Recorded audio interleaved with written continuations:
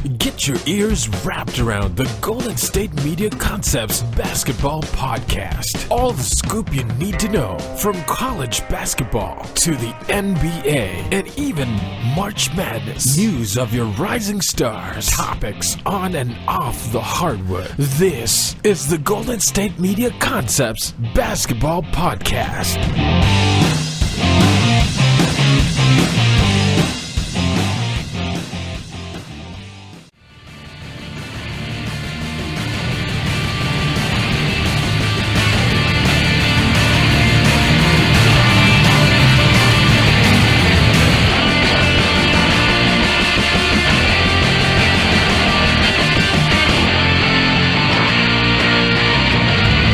All right, and welcome to the GSMC Basketball Podcast.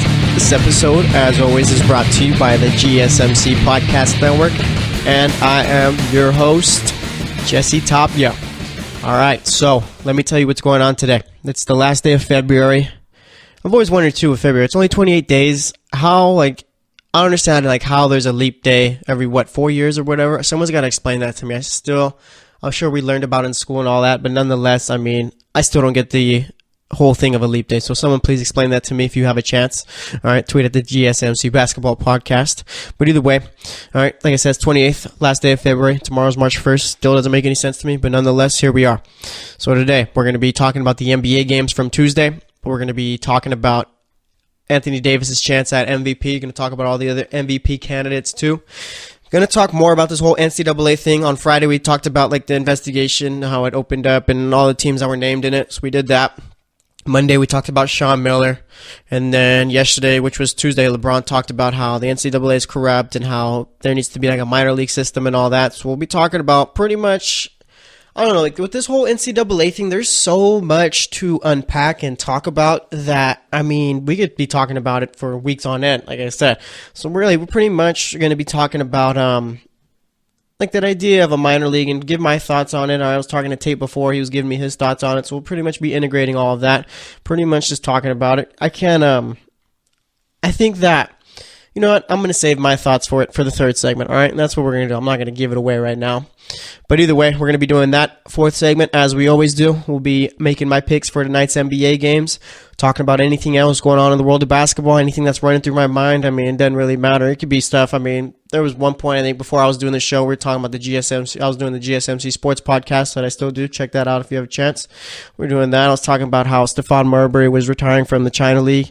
And I was talking about how Stephon Marbury might be, I don't know, is he Hall of Fame material? Okay, because it's not just the NBA Hall of Fame. It is the Basketball Hall of Fame. So, Stephon Marbury, the dude's got a statue out in China. So maybe he could be a Hall of Famer. He did average 19 and 7 in the NBA. I don't know. Maybe we just talk about Stephon Marbury for that last segment. But either way, talk about whatever comes to mind, like I said, any other news going on in the NBA, and we'll be making my picks. So that's how today's show is going to go. So we might as well just get it started, shouldn't we? All right. First up, we got the Chicago Bulls faced off with the Charlotte Hornets in Charlotte, and Charlotte won this one 118 to 103. For the Bulls, you had Lauri Markkanen with 11 points, 7 rebounds, 5 of 11 shooting that one, 1 of 4 from the three-point line. I think they played the Nets. I think it was Monday night, and Lauri Markkanen, I can't remember who dunked on him either. But the dude got his soul got dunked on. It was ridiculous. It's one of those, if that were to happen to me at a pickup game, I'd never pick up a basketball again ever in my life if I got dunked on like that, all right? Thankfully, I've never been dunked on just because the guys we play with aren't that tall. But, if that ever happened to me, I'd get in my car, no words said, just leave. Don't ever come back. Don't ever talk to him again. You can't come back for that. But either way, maybe that's why he didn't play as well as he could against the Hornets. All right, like I said, 11 points, 7 rebounds. Then you had Chris Dunn, who also played pretty poorly in this one, shot 2 of 11, 0 of 3 from the three-point line, had 10 points, 3 assists, 2 rebounds. Zach LaVine had 21 points, 4 rebounds, 4 assists, shot 7 of 19, 3 of 5 from the three-point line. Bobby Portis off the bench had 12 points, 10 rebounds, and then you had Denzel Valentine with 14 points, 4 assists, 6 rebounds, 5 of 9 shooting from the field, 2 of 4 from the three-point line. As for those Hornets, you had Marvin Williams with 14 points, 5 rebounds, shot 5 of 8 from the field, 3 of 4 from the three-point line. Dwight Howard had 24 points, 6 rebounds, 10 of 12 shooting. Dwight Howard, believe it or not, has been having a pretty good season. No one likes to talk about Dwight Howard because it's Dwight Howard. The dude's probably the most disliked player in the NBA, but the guy has been playing well, all right? And you had Kemba Walker, 31 points, 5 assists, shot 11 of 19 from the field, 6 of 10 from the three-point line. Nicholas Batum had 10 points, 12 assists, 7 rebounds. Frank Kaminsky with 11 points, shooting 4 of 6 off the bench. And then you had Jeremy Lamb with 15 points, 5 assists, shot 7 of 9 from the field, 1 of 2 from the three-point line. Once again, Charlotte won that one, 118 to 103. Chicago can't be too mad, though. Helps them in the tanking, losing that one. Then you had the Cleveland Cavaliers facing off with the Brooklyn Nets in Cleveland, and Cleveland still can't play defense, but either way, they came out with the win. They won this one 129-123. For the Nets, you had DeMarre Carroll with 16 points, 6 rebounds, shot 6 of 10 from the field, 3 of 5 from the three-point line. You had Spencer Dinwiddie. I thought his name was Dinwiddle the entire time, and no one corrected me. All right, I've been reading the little stat name, the name off the little app or whatever that I get the scores from and all that, as far as reading the stats for the show. And we got to do something. We got to make the eyes, all right? We can't be looking like a lowercase L anymore. We got to make it to where we got the dot on there, all right? Because that's what's been messing me up. But either way, Spencer Dinwiddie. I apologize to him and all Nets fans that caught that, all right? Because I've been talking about, like I said, I've been doing the sports show for a while and talking about basketball, and I've been calling him Dinwiddle since like November. Anyway, it's Dinwiddie. He had 11 points, 11 assists, shot 5 of 9 from the field, 1 of 4 from the three-point line. D'Angelo Russell, 25 points, 6 assists, 5 rebounds, shot 9 of 18 from the field, 3 of 8 from the three-point line. Alan Crabb had 13 points, 4 rebounds. And then you had Rondé Hollis-Jefferson off the bench with 14 points, 7 rebounds. Let's see, for the Cavs, you had LeBron with 31 points, 11 assists, 12 rebounds, shot 13 of 25 from the field, 2 of 4 from the three-point line. Been averaging a triple-double for the month of February. Pretty cool. Good little stat there. I don't know. Those kind of stats, like he's averaging a triple-double for this month, or he's averaging a triple-double for the week of March 10th or whatever. Like, those stats are kind of weird to me. Like, where do you come up with these stats? Like, how do you find that out? But either way, I guess it's notable. Like I said, triple-double in the month of February. You had Tristan Thompson with 5 points, 13 rebounds. George Hill finally with a good game for the Cavs. 26 points, 5 assists, 3 rebounds, shot 9 of 17 from the field, 3 of 4 from the three-point line. J.R. Smith still not shooting the ball that well this season. 4 points, 5 rebounds, shot 2 of 9, 0 of 3 from the three-point line. Larry Nance, 10 points, 10 rebounds. Jordan Clarkson, 14 points, 5 of 10 shooting, 2 of 4 from the three-point line. Rodney Hood, 14 points, 4 rebounds, shot 6 of 11 from the field. Didn't hit a 3 in this one. And then you got Kyle Korver with 18 points, 4 of 7 from the three-point line, and in total, 6 of 11 from the field, all right? So, yeah, the Cavs won this one, 129-123, but the Cavs have to start playing defense. Like, that's a must. You have to start playing defense, okay? Because you're going to be playing a team like the Celtics or even whatever, the Raptors, where they both play pretty good defense, and you're not going to be scoring all these points like you usually do, all right? So you're going to have to step up and eventually play defense. Otherwise, it's going to be bad for them, all right? I know after those first 2 games, we wanted to crown them Eastern Conference champs and all that, but they got to start playing defense. If not, this team is in trouble still, all right? Because, yeah, you got Hood, you got Nance, you got Clarkson, you got Hill, but you still got to do something on defense, because if not, you're in trouble. As for the next game, though, you had the Philadelphia 76ers and the Miami Heat facing off in Miami, and Dwayne Wade hit the game-winning shot in this one. They won 102-101. For the Sixers, you had Dario Saric with 21 points, 7 rebounds, shot 7 of 14 from the field, 3 of 7 from the three-point line. Robert Covington hadn't been shooting the ball that good this season, all right? Shot 2 of 10 in this one, 1 of 4 from the three-point line, 5 points. You had Joel Embiid with 23 points, 8 rebounds, 4 assists, shot 9 of 16 from the field, 3 of 6 from the three-point line. Ben Simmons, 11 points, 6 rebounds, 6 assists, shot 4 of 9 from the field. JJ Redick, not the best night from him, 4 of 14 from the field, 2 of 8 from the three-point line. Did have 15 points, though.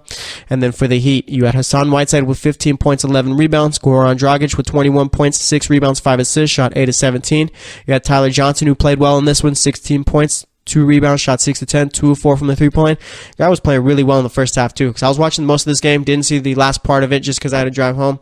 But either way, Tyler Johnson was playing pretty good in that first half.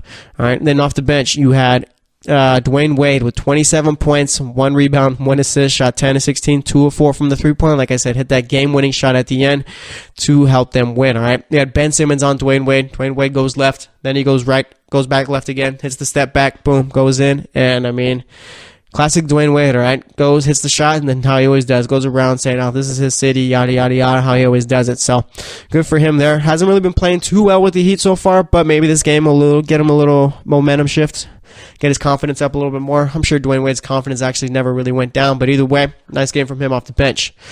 All right, as for the next game, you had the Washington Wizards playing the Milwaukee Bucks. The Wizards won this one 107-104.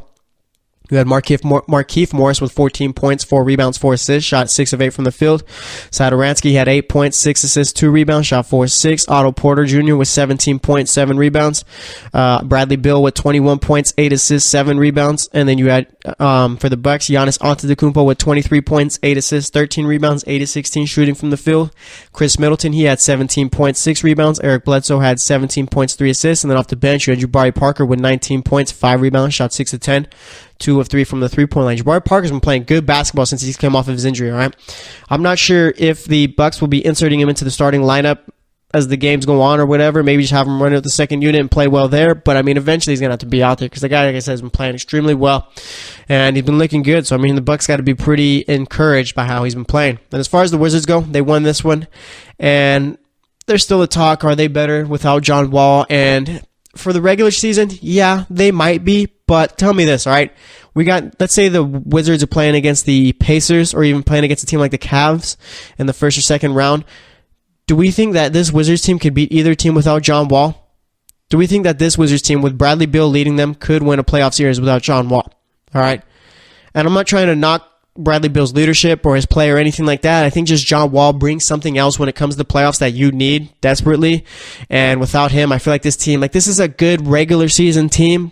But when the pressure's on, you need a John Wall type player out there to go out and do his thing. So, yeah, they might be playing well without him in the regular season, but if it comes playoffs, I don't see them getting out the first round if he's not out there. All right? That's all I got to say about that. As for the next game, you had the Sacramento Kings facing off with the Portland Trail Blazers, and, of course, Portland won this one 116-99. For Sacramento, you had Zach Randolph with 20 points, 6 rebounds, 8 of 16 shooting in that one. Willie Cauley-Stein with 17 points, 10 rebounds, shot 8 of 13. De'Aaron Fox, 13 points, 8 assists, shot 5 of 15 from the field. Bogdanovich, 14 points, 4 assists, shot 6 of 14 from the field, 2 of 6 from the three-point line. And then for the Portland Trail Blazers, you had Al-Farouq Aminu with 13 points, 8 rebounds. Joseph Nurkic with 17 points, 9 rebounds. Damian Lillard, 26 points, 12 assists, shot 11 of 19 from the field, 4 of 8 from the three-point line. CJ McCollum with 11 points, 2 rebounds, 2 assists. Not a good game from him. Shot 5 of 18, 0 of 5 from the three-point line. Good for the Trailblazers here, beating a bad team. Good for the Kings here. Adding another loss to that tanking little ship that they're going on. I mean, the Kings, I don't know. There's not much to say about the Kings, really, just besides they need, I don't know. They need that game-changing player for that team. They need that franchise-changing player in the draft, right? This team has been bad for so long. They have good fans, but eventually it's time to become good, all right? Maybe do something finally. We'll see.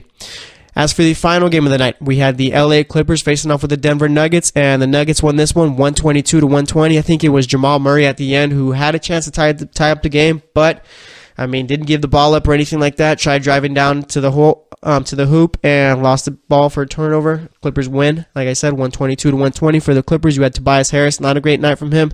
8.6 rebounds, shot 3 of 12 from the field. DeAndre Jordan, 7 points, 9 rebounds. Austin Rivers had 17 points, 4 rebounds, shot 6 of 12, 2 of 7 from the three-point line. Off the bench, you had Montrezl Harrell with 15 points, 4 rebounds, 3 assists, shot 7 of 10 from the field in that one. Lou Williams with 25 points, 6 assists, 5 rebounds, shot 10 of 18 from the field, 1 of 6 from the three-point line. You have Boban Marjanovic. Is it Marjanovic or Marjanovic? Either way, it's Boban. All right, we know Boban. Dude's like an 8 feet tall player, it feels like, all right? I'm only like, 5'5". I stand next to him.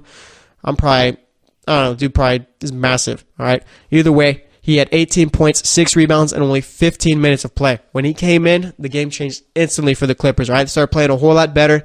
Maybe it's the Boban effect. Maybe you start him. Maybe I'm just being sarcastic. But either way, the dude played well. All right.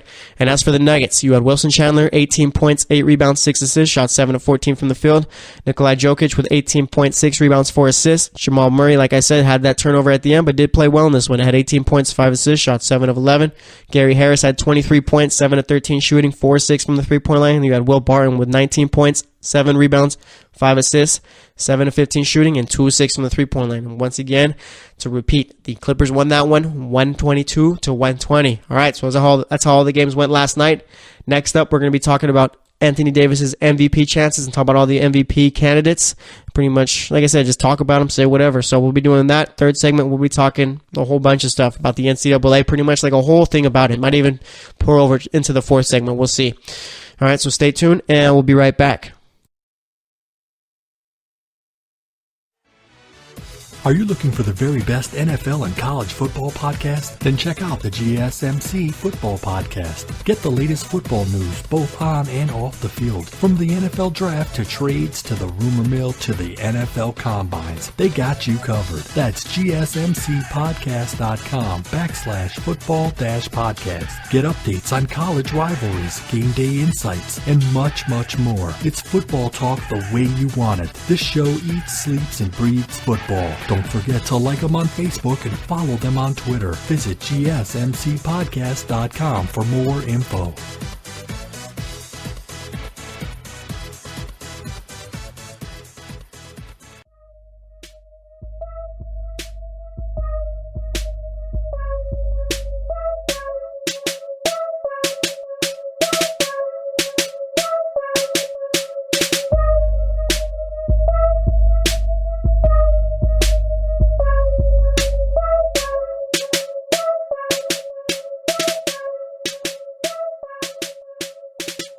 All right, and welcome back to the GSMC Basketball Podcast.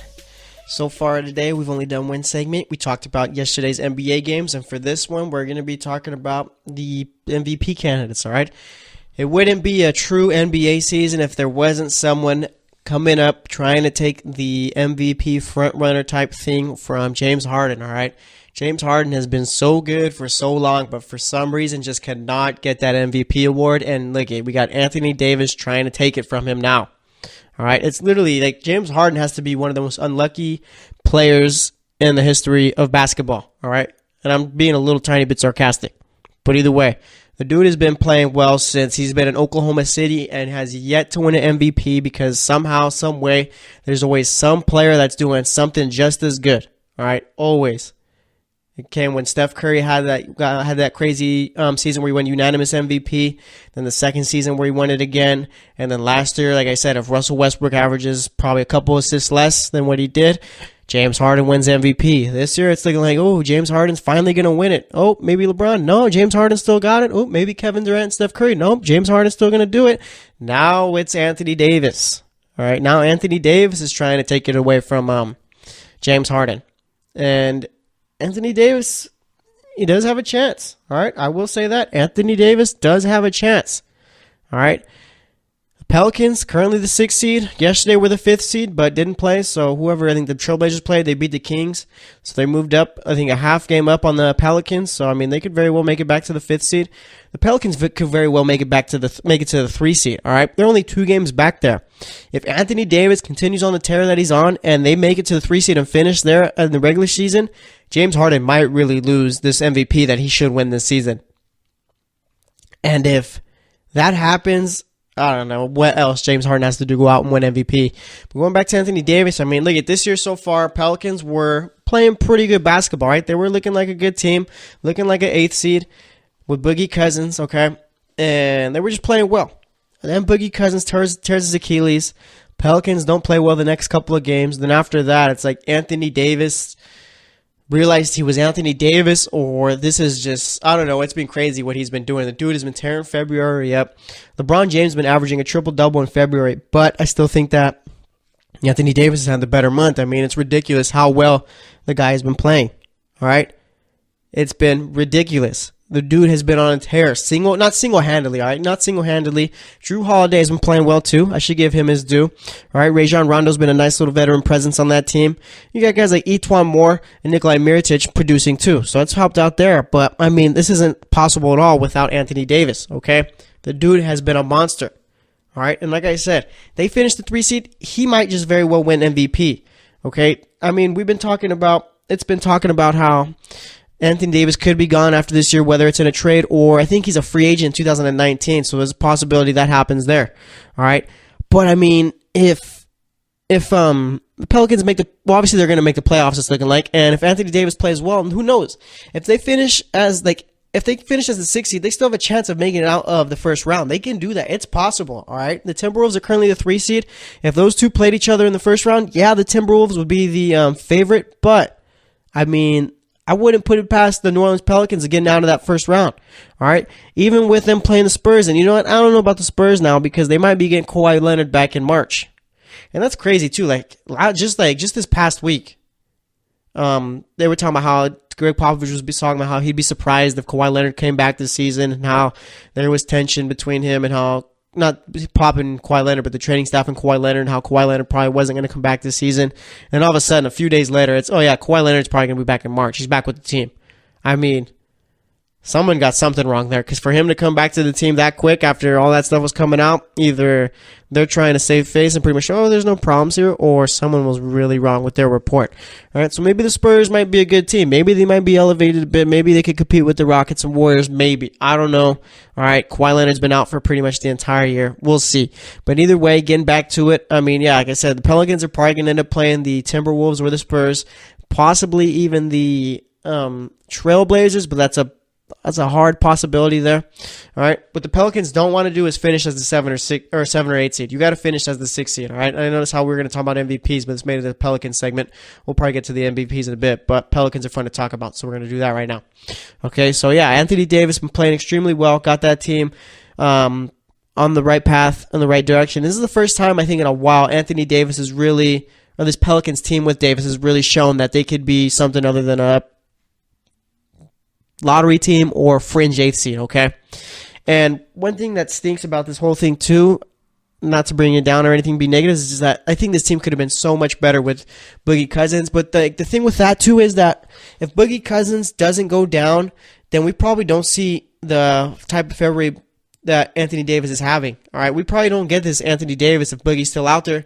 And you know, we possibly could have, because I remember Anthony Davis, he was saying that with Boogie Cousins, they thought that they could make a finals run. And I mean, that was just a crazy statement altogether. I mean, it's crazy how they actually believe that. We talked a bit about it, I think, on Monday's show. Or I'm not even sure if we did talk about it on Monday's show. But either way, yeah, he said that. And I mean, I don't think they could have, but with the team playing the way it is now, maybe. All right, so Anthony Davis, as far as winning the MVP award this year, there's a possibility. All right, there's a high possibility it could happen if everything falls the right way. I say they get the 3 seed. Anthony Davis, averaging around 29 points, maybe 12 rebounds. I think he's averaging 28 and 11 right now and 2 assists. I mean, if he gets those up, maybe by a point and by a rebound, and finishes the 3 seed, he can very well steal that award from Harden, steal it away from Harden. All right. But speaking of Harden, I mean, the poor guy, averaging 31 points per game. I think he's got to be averaging around 8 assists, I think it is, and probably around 4 rebounds or whatever, 3 rebounds. But either way, I mean, the dude is averaging 31 points per game. And we're talking about other MVP candidates like he is in the front runner. I mean, the dude just cannot get the award. I don't know why. And I'm talking like we already gave it to Anthony Davis. As of right now, yeah, James Harden is the front runner, but I mean, like I said, it always something like someone or something always happens where James Harden just can't get the award. Like I said, it's whether it's Steph Curry and his 2 MVPs those year, or it's Russell Westbrook averaging a triple-double first, since I think it was Oscar Robinson to do that. That took it away from James Harden. I mean, the guy has bad luck. But I mean, as far as the Rockets go as a team, James Harden's out here saying that this is the best team he's played on, or at least he feels he's played on, all right? Not too long ago, there was a time where James Harden, Russell Westbrook, and Kevin Durant were all on the same team. I mean, man, that's a flashback. That's a bit of a flashback right there, back in 2011. Man, it's been 7-8 years since then, if you're counting 2011. That's wild. That's crazy. That team, the Thunder front office completely messed that up, dude. You had 3 top 5 players on one team. Could have had, oh my gosh. I don't know why they didn't keep James Harden. Why did that Thunder team never keep James Harden? Maybe this is something we should have talked about in the 4th segment, but we always figure something out for that. But yeah, why did the Thunder never keep James Harden? Why? That's terrible front office. That's just terrible front office moves right there. Wow. But either way, getting back to it, James Harden says that this is the best team he's ever played on, and I'm inclined to believe him, okay? Yeah, like I said, they had KD and Russell Westbrook, but I do like this Rockets team, all right? They've had 2 separate 13-win streaks, and I think every other team that's done that before has gone on to win the championship, okay? But every team before didn't have to play a Warriors team like this. Can this Rockets team go out and beat the Warriors? I don't know. It's possible, but I just don't think it'll happen. I don't know. It could happen. But either way, going back to the whole MVP talk, like I said, James Harden has a great shot, probably the best shot right now, winning it. Then you got a LeBron James, right? Dude's averaging a triple-double in February. And, I mean, I'm not sure really how much I like these month-to-month stats or anything like that, or week-to-week stats. I mean, yeah, they're stats, but how meaningful are they?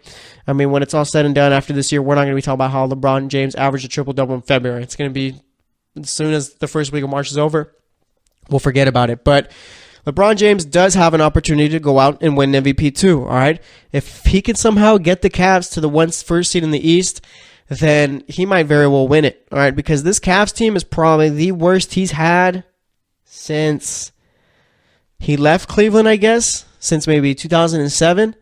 All right, because, I mean, this is still a pretty good team, but, I mean, it's not as good as the teams that they've had from the past few years. All right, so you got to give him some props, okay? The dude's been having one of the best seasons of his career, and it's not looking like he's falling off anytime soon also. I mean, it's going to be the whole LeBron thing for the rest of the season. It's going to be interesting to see how the Cavs end up, whether they make it to the finals. If not, I'm sure he's probably going to leave. This all is all the writing on the wall of the last time he left Cleveland, right? Remember that year Boston knocked him out in the Eastern Conference semis, or was it the Eastern Conference Finals? Either way, Boston knocked him out and LeBron left. That same scenario could play out this season, all right? Boston could knock the Cavs out of the playoffs, whether it be Eastern Conference Finals or Eastern Conference semis, and LeBron could leave. And I do think that he probably is going to end up in Philadelphia, and that team is going to be pretty good. Not so sure how it works with Ben Simmons there, because like I said, he's better with the ball in his hand, but either way, it could end up pretty good. But as far as LeBron winning MVP, like I said, they end up as the first seed, and LeBron just keeps going at the rate he's going right now. He could very well win it too, all right? I'm not sure if the whole James Harden never winning the MVP is just because it's either there's just players who've had crazy seasons just as good as his, or he's just been on a good team, all right? But James Harden, without James Harden on this Rockets team, they're nowhere near as good as they are now, okay? And that goes without saying. But I mean, he is truly a valuable player, one of the most valuable players in this league, okay? He brings so much to this Rockets team to where even with CP3 in there and him out, they're not going to be as good. They'll be like a 5th, 6th seed at best, all right? So maybe James Harden can get it this year, but it's going to be tough because, like I said, you got Anthony Davis right there, right behind him, and you got LeBron James, who, like I said, is a 1 seed away from having a real shot at winning it. And you always got Kevin Durant and Steph Curry.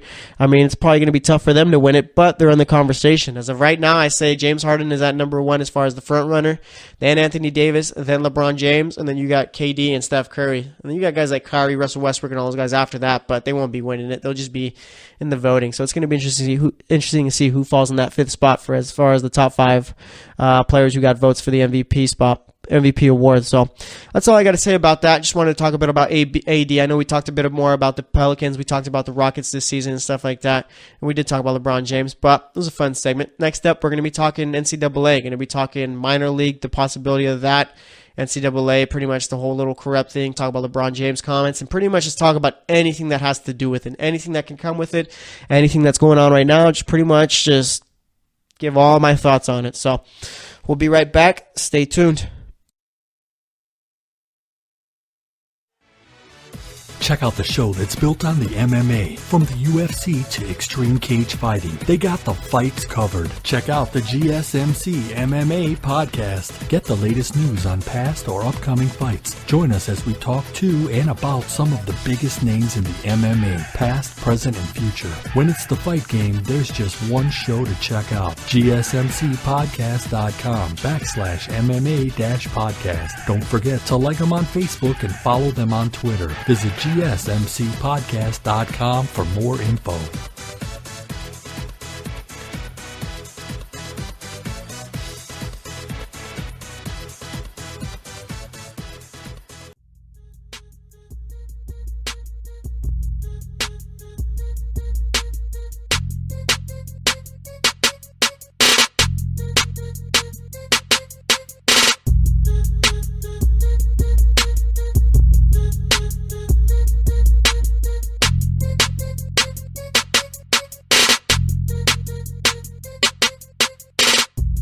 All right, and welcome back to the GSMC Basketball Podcast. So far, we talked about Anthony Davis, talked about LeBron, talked about James Harden, and for the first segment, we recapped yesterday's NBA games, which was Tuesday nights. And then for this segment, we're going to be talking about Pretty much just the NCAA. Talk about everything, all right? Everything that could come from it, everything that's happening, just pretty much just spend an entire segment on it. If we overlap a little bit, we'll just move it over, finish it off in the fourth segment. So, I guess let's just get it started. So, like, this whole NCAA scandal thing is, it's getting bigger and bigger, I feel, and more people are talking about it, all right?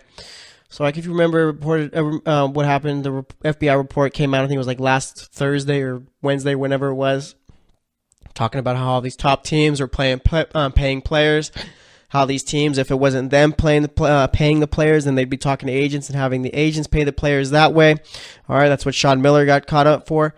He was talking to an agent, told him to give DeAndre Ayton $100,000, and so that way DeAndre Ayton could come play for Arizona. DeAndre Ayton was supposed to go to Kansas, but I guess they weren't offering him enough money, and that what I just said right there is just from me. That was a little joke or whatever. All right, but either way, there's that, okay? And I've had the little mentality, we talked about it on Monday, that all these players are getting paid, and there's no way that you could tell me that Duke isn't paying players and stuff like that, all right? So that's like how it all started. And then the NCAA's taking some heat because they don't pay players, and pretty much they're having the FBI do their dirty work, where I'm sure the NCAA knew that this was all going on, but you got all that going on, and then you got pretty much Jalen Rose and a couple of other people saying that the players should boycott the NCAA tournament and in order to instill real change. Then you got LeBron James, Carmelo Anthony, Kevin Durant criticizing the NCAA. You got LeBron James saying that the NCAA is corrupt and all that. So, I mean, this is it's like a whole big storm, all right?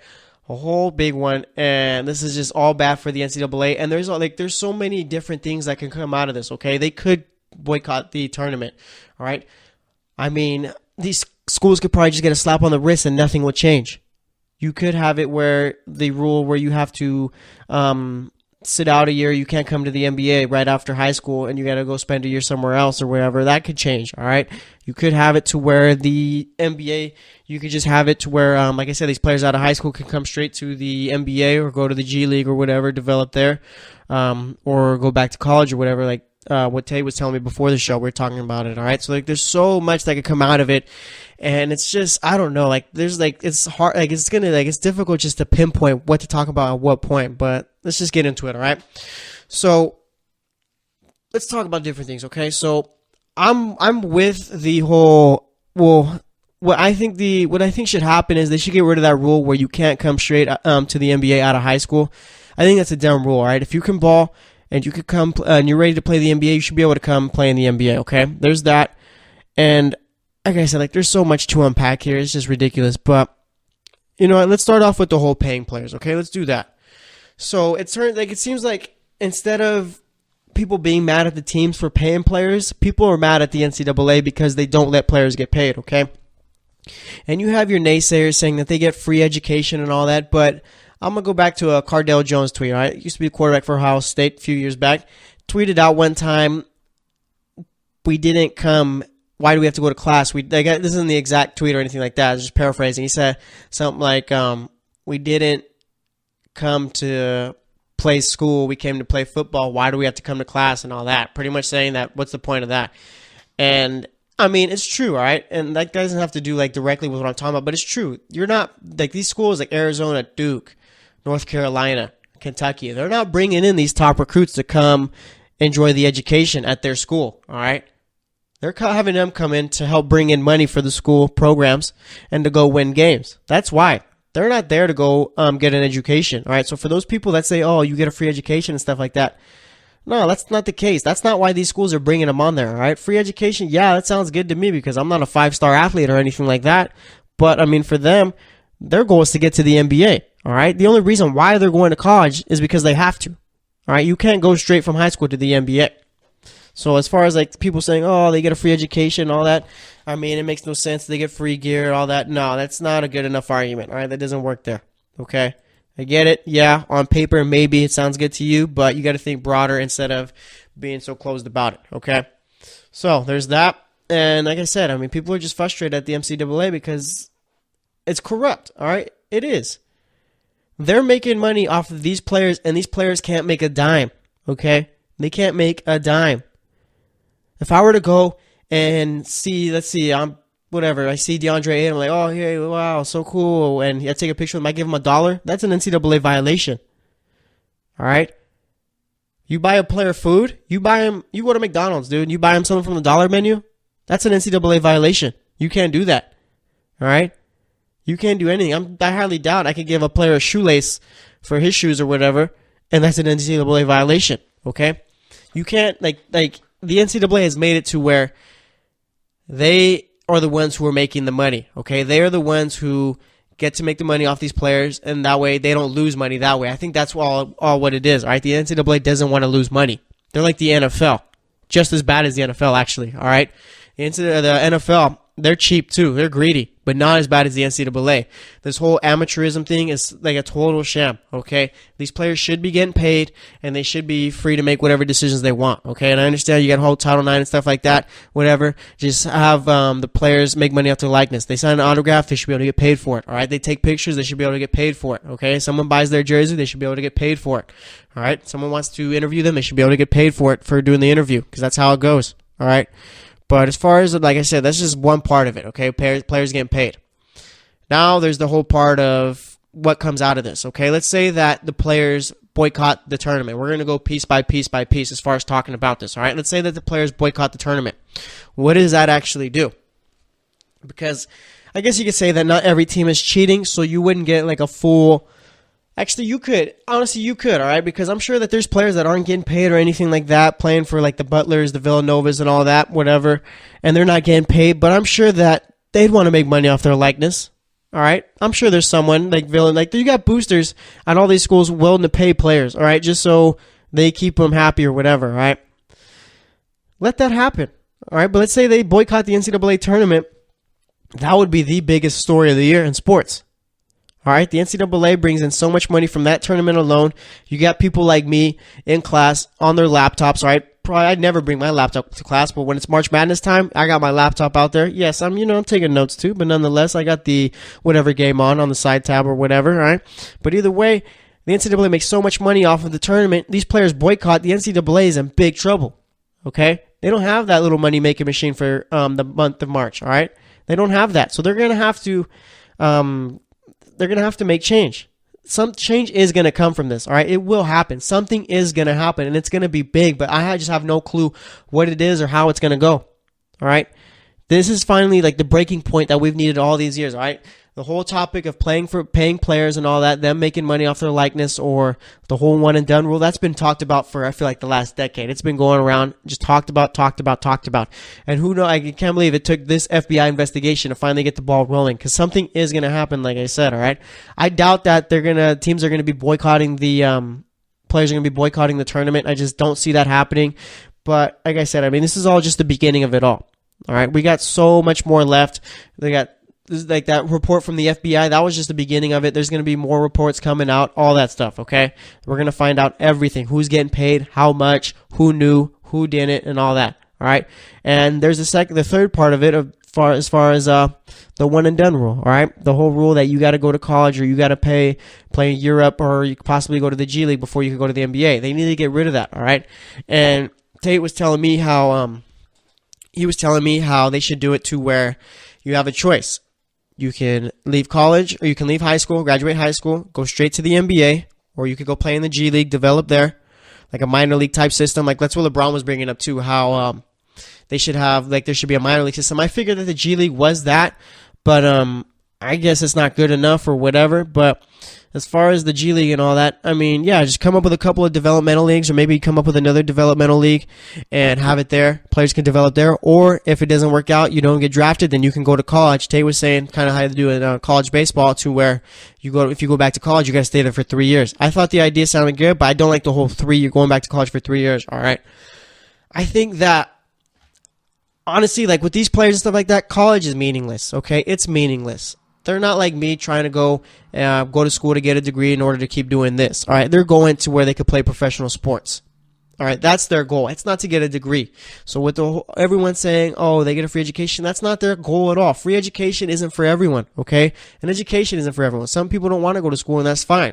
We shouldn't be throwing it in their faces, oh, you get to do this, I didn't get to do that. That's one thing, that's a little thing that's like a pet peeve of mine too.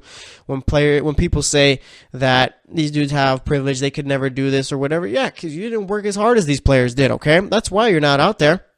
Obviously, yeah, everyone's got different situations to where it's not allowed, but oh well, that's just how life is, all right? You can't be knocking the players for being so good at a sport, all right? Just because you didn't get the opportunity doesn't mean you got to get mad at the players for getting it. They should be able to choose whatever they want to do, all right?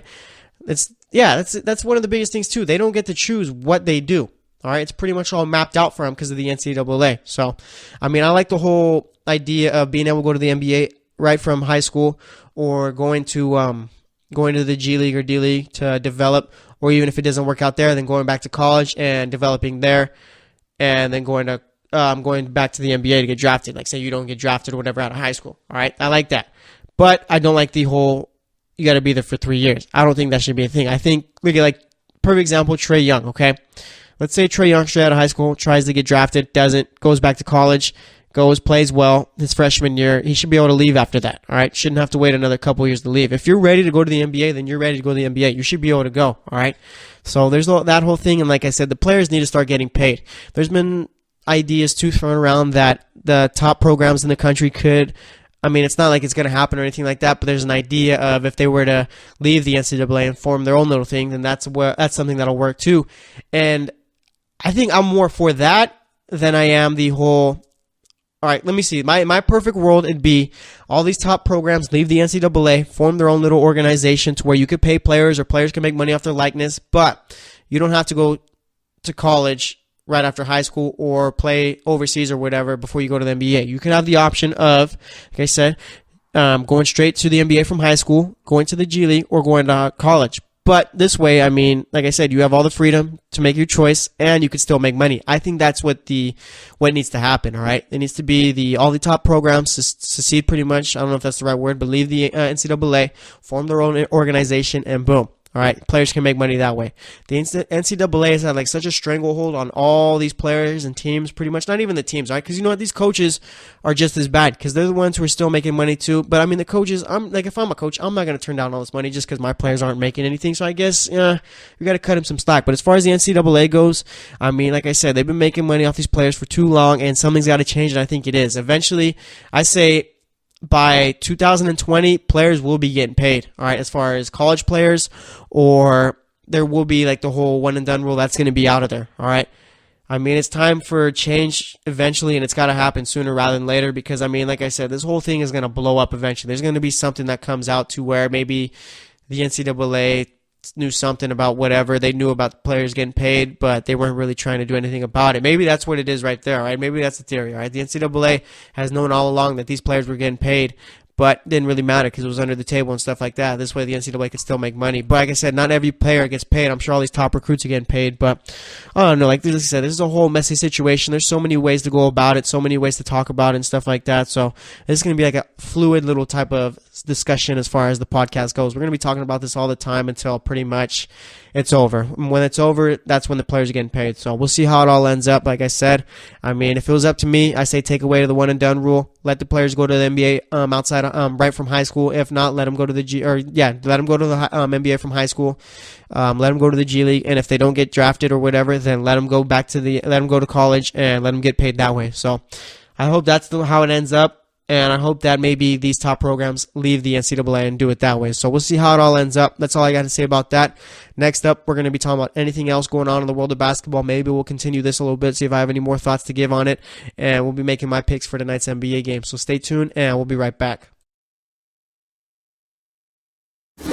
Check out the show built around the women of MMA. From the UFC to the extreme cage fighting, we got the fights covered. Listen. It's the Golden State Media Concepts Women's MMA Podcast. The latest news of upcoming fights, discussions of previous matches. Join us as we talk to and about the biggest names in women's mixed martial arts, past, present, and future.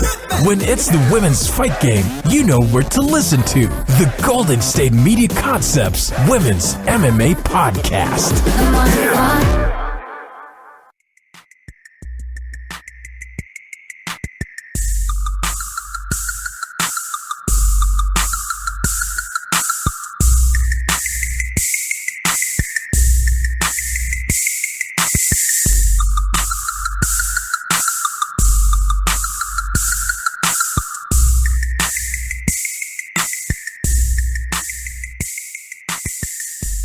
All right, and welcome back to the GSMC Basketball Podcast. So far today, we recapped yesterday's NBA games, which was Tuesdays, and then we talked about Anthony Davis, James Harden, LeBron James, talking about their MVP campaigns. Third segment talked more about the NCAA and that big old mess that they got going on there. And for this segment, we're going to be talking about anything else going on in the world of basketball, so let's get into it. All right. As far as the whole NCAA thing goes, I mean, LeBron made another comment yesterday, too, that caught my eye, talking about how, I mean, there was real no point for him to go to the NCAA because he was ready to go play in college because he was ready to play in the NBA and the NCAA wasn't paying him. So, I mean, there's just stuff like that. We have players out there who are ready to go from the NBA or ready to go from high school straight to the NBA, but I don't know why they put the one and done, like that one and done rule. I don't get it. It makes no sense to me why they changed it, but I don't know. That's all I'm going to say about that. All right, there's more to talk about, but like I said, we'll probably just space it out or whatever. So let's talk about Adam Silver warning teams that if you're tanking, you will be punished. All right, send out a memo to all the teams, and this is such an empty threat, dude.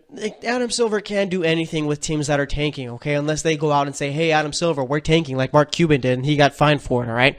Adam Silver can't go out and punish teams for being bad.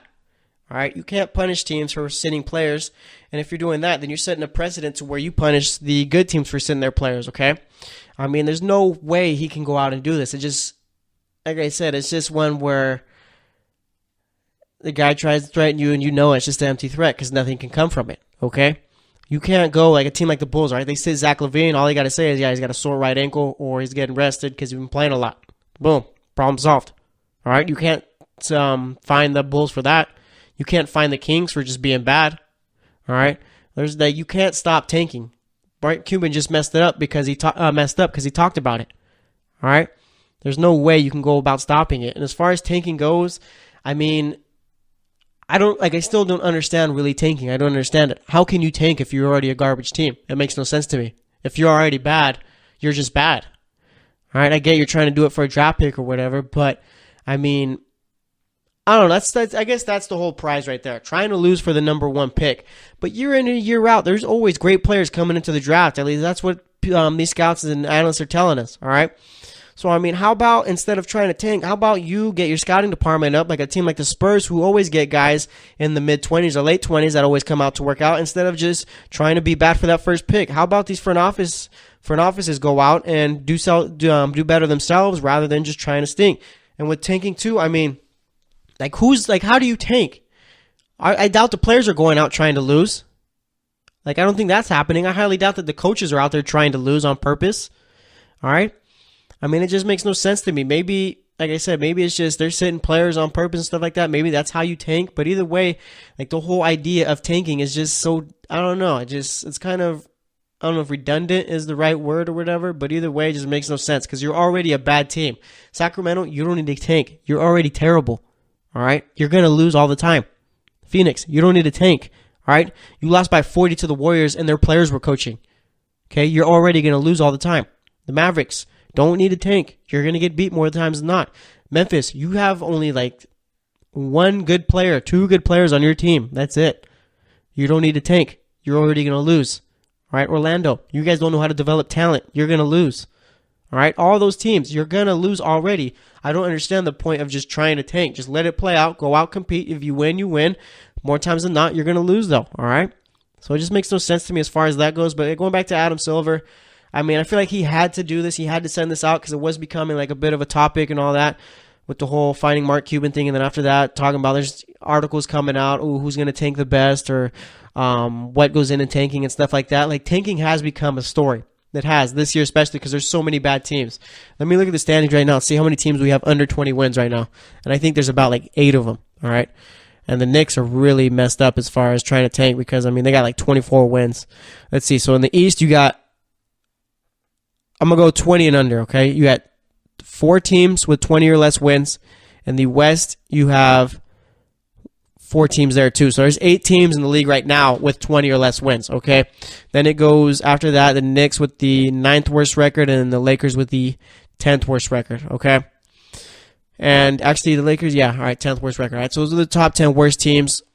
I mean, it makes no sense. Like I said, it just makes no sense, all right? These teams are already bad. I mean, the Kings are 2-8 in their last 10 games.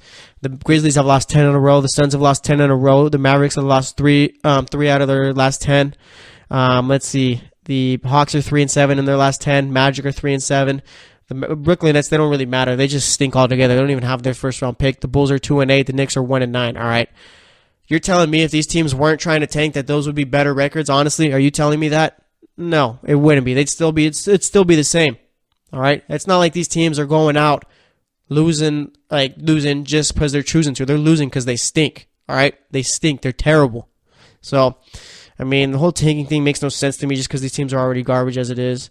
Adam Silver sent out the memo. It's just an empty warning. There's nothing he could do about it unless a team comes out and says, like I said already, that they're tanking. Like, hey, Adam Silver, we're tanking. That's the only way you could do it.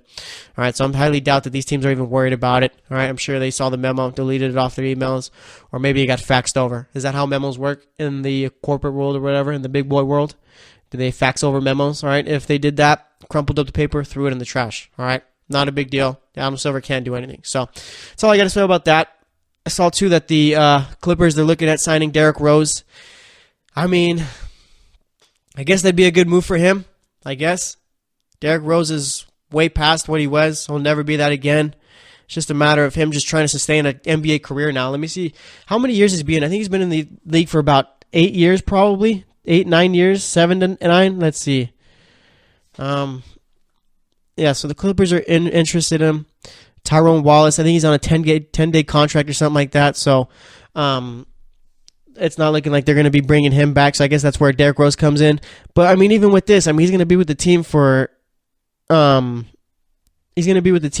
year, and then after that, who's he going to play with next year? All right, so he got drafted in 2008. He's been in the league for that long. Yeah, so he's been in the league since 2008. So 10 years. Wow. But I mean, he spent like 3 or 4 of those years, I feel, just being hurt, right? So he's only been around playing for about 5-6 years, I guess you could say. So, I mean, if the Clippers sign him, that's cool. Maybe we can see Derrick Rose in the playoffs. Maybe he revitalizes his career, shows that he can actually help a team and contribute with everyone else out there. But I mean, if he signs with the Clippers and he does get a shot, this is his last shot. If he can't prove that he could be a good player in this league, then, I mean, he's done. So that's all I got to say about that. Just wanted to bring it up. Now let's make my picks for tonight's NBA games. All right, I think we got 7 games going on tonight. We got the Clippers facing off with the Rockets in LA. Last time CP3 tried taking those players over to through a secret tunnel to go fight the other Clippers players, I guess, and NBA players too. They're so soft. They are. They're the softest professional players in all of sports. All right, got this. Just the biggest egos. All right, that's why the All-Star draft wasn't televised, because you guys got guys like Russell Westbrook who would be hurt if they got drafted last. I mean, if you saw, I remember there was a little interview after a game where they showed him the list and his name was last because it was in alphabetical order, but he didn't know that and he was looking all sad about it. I mean, these players' egos are so soft, dude. But either way, all right, I love watching the NBA, so I can't get too mad about it. But let's make my picks for tonight's game. So first up, we got the Bucks facing off with the Detroit Pistons, and I'm gonna go with the Bucks in this one. Detroit hasn't been playing good basketball. The Bucks are a pretty bad road team. They're 14-15 on the road, but nonetheless, I think they'll be able to pull this one out. Then we got the Raptors facing off with the Orlando Magic. I'm gonna go with the Raptors in this one. Magic are trying to tank, I guess, whatever that means. But either way, I think the Raptors are the better team, so they'll be winning that one. Then we got the Pacers facing off with the Atlanta Hawks. Pacers should win this one. Not the best road team, but the Hawks are a bad team altogether, so I got the Pacers winning that one. Then we got the Charlotte Hornets facing off with the Boston Celtics. Charlotte's won 5 in a row. Boston's won 3 in a row, starting to play better now that Marcus Smart is back in the lineup. I'm going to go with the Celtics in this one. I think they're going to snap the Hornets' 5-game winning streak. As for the next game, we got the Warriors facing off with the Wizards. This one's in Washington. The Warriors are the best team in the league. Wizards have been playing well without John Wall. I've noticed that I've picked the Warriors pretty much for every game that they played. I've picked them. I'm going to go against that today. I'm going to pick the Wizards because, I mean, eventually this team's got to lose, I guess, right? So maybe it's happening today. All right, so I'm going to pick the Wizards against the Warriors again. Not sure if it's going to happen. Highly doubt it is. Warriors are probably going to win. But if I pick the Wizards and they win, I look a whole lot smarter. Then we got the Suns facing off with the Grizzlies. Ooh, this is going to be a tough one. Both teams are trying to tank. You can't tie, so I'm going to go with the Suns. I think they got the better team, or at least the better talent. So yeah, I'm going to go with the Suns winning this one. All right, it's going to be an ugly game though. Then we got the Thunder facing off with the Mavericks. Dallas is a bad team trying to tank. The Thunder are a bad road team, but you can't be any worse than Dallas, all right? So I got the Thunder winning that one. Then we got the Pelicans facing off with the Spurs. I'm going to go with the Pelicans in this one, right? Anthony Davis is on a tear. No reason to pick against them right now. Spurs still without Kawhi. Looking like he might be back in March. So we'll see what's going on. But either way, I'm going with the Pelicans. Then for the final game of the night, the secret tunnel game. We got the Rockets facing off with the Clippers. Going with the Rockets in this one, right? No Blake Griffin in this one, obviously, since he's in Detroit. So it's not going to be as fun as it was last time. But I think the Rockets they're on a 13-game winning streak. Don't think that's going to get snapped today. So I got the Rockets winning that one. To recap my picks, I got the Bucks beating the Pistons, the Raptors beating the Magic, Pacers beating the Hawks, Celtics beating the Hornets, Wizards beating the Warriors, Suns beating the Grizzlies, Thunder beating the Mavericks, Pelicans beating the Spurs, and the Rockets beating the Clippers. So that's going to wrap it up for today's show. Today we talked about Tuesday's NBA games, talked about Anthony Davis, LeBron James, James Harden, and we talked about the whole NCAA thing. And then for this segment, talked about Adam Silver sending out a memo as far as punishing teams for tanking, talked about Derrick Rose possibly getting signed with the Clippers, and we made my picks for tonight's games. All right, so thanks for listening to the GSMC Basketball Podcast. I am your host, Jesse Tapia. We'll be back on Friday, so stay tuned till then, and we will talk to you later. You've been listening to the Golden State Media Concepts Basketball Podcast, part of the Golden State Media Concepts Podcast Network. You can find this show and others like it at www.gsmcpodcast.com. Download our podcast on iTunes, Stitcher, SoundCloud, and Google Play. Just type in GSMC to find all the shows from the Golden State Media Concepts Podcast Network, from movies to music, from sports to entertainment, and even weird news. You can also follow us on Twitter and on Facebook. Thank you, and we hope you have enjoyed today's program.